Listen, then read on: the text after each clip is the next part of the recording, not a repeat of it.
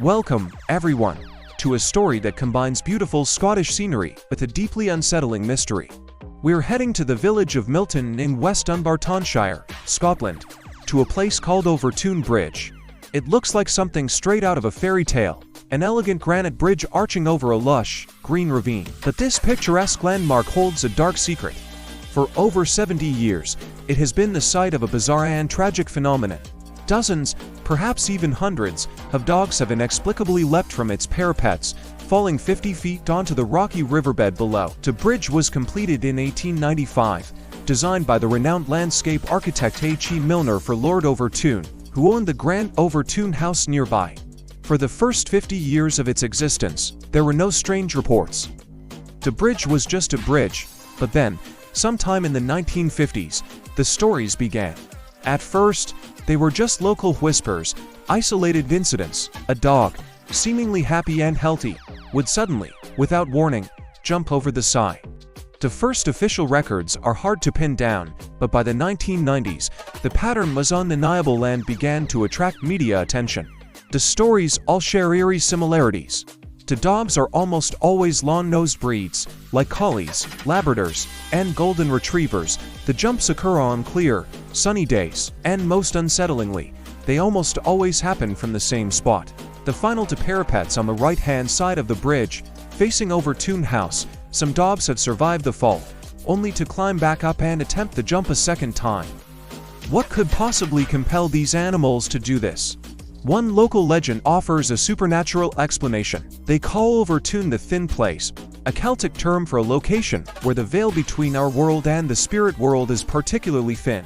It's said that spirits can cross over more easily here, and perhaps these sensitive animals are reacting to something we can't perceive. This belief is tied to a tragic human story that haunts the bridge's history. In 1994, a man named Kevin Moe threw his infant son from the bridge, believing the child was the Antichrist.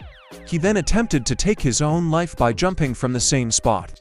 He survived the fall, was later found not guilty by reason of insanity, and sent to a secure hospital. Some locals believe a dark energy, a profound sadness, has lingered on the bridge ever since this horrific event, and that the dogs are reacting to this lingering spiritual trauma. Is it possible that the bridge is haunted, not by ancient spirits, but by the memory of this modern tragedy? But what about a more scientific explanation?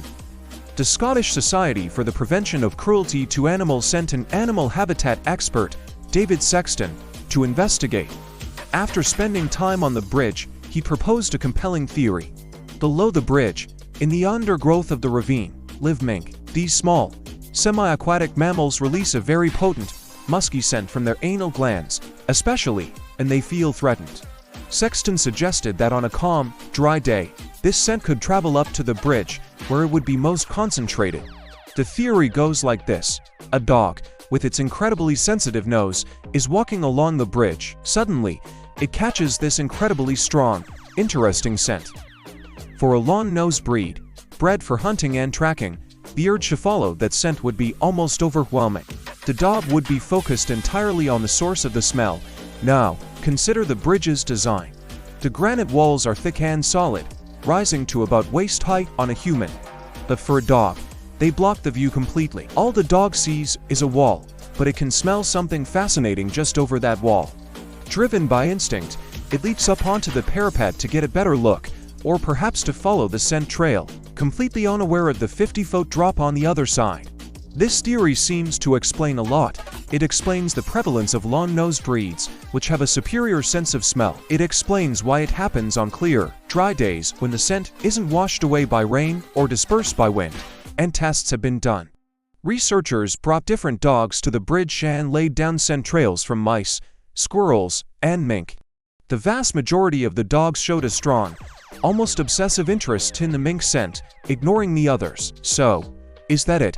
Is the 70-year mystery of Scotland's dog suicide bridge just a case of an irresistible smell and unfortunate architecture? It's the most plausible scientific explanation we have.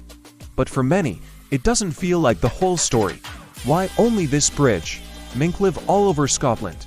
Why have there been reports of dogs who seem agitated or spooked before they jump, as if reacting to something more than just a smell? And what about the survivors who tried to jump again? Would a scent be powerful enough to override the memory of a painful 50-foot fall? The local council has erected a sign at the start of the bridge. It reads, "Please keep your dog on a lead." It's a simple, practical warning for a place with a complex and deeply unsettling history. Whether the cause is a ghost, a thin place, a family tragedy, or the powerful scent of mink, the mystery of Overtoun Bridge endures.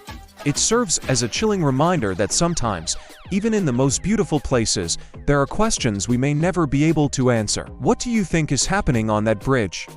Let me know your theories in the comments below. Thanks for watching, and don't forget to like and subscribe for more explorations into the world's greatest mysteries.